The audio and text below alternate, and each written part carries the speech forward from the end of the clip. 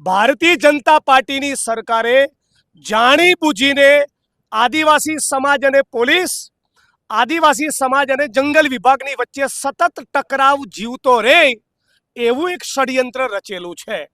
જો આ બધા પ્રશ્નોનું સમાધાન થઈ ગયું હોત, જો જંગલ જમીનના કબજા આદિવાસી સમાજને મળી ગયા હોત, જો જંગલ જમીનને લઈને કોઈ વિવાદ ના હોત, તો જંગલ વિભાગ અને આદિવાસી સમાજ અને પોલીસની વચ્ચે ઘર્ષણ થવાનું કોઈ જ કારણ નહોતું। આ પહેલી વાત।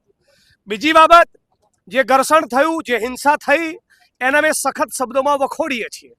ભોગ બનનાર આદિવાસી પોલીસ કર્મી બધા માટે મારી સંવેદના છે, પણ મૂળ વાત એ છે કે જિલ્લા પોલીસે, જિલ્લા તંત્રે જે પોલીસની વાત સાંભળીને ફરિયાદ લીધી, એ જ પ્રમાણે આદિવાસી સમાજ અને માનનીય કાંતિભાઈ ખરાડીના નિવેદન પ્રમાણેની પણ ફરિયાદ નોંધવી પડે।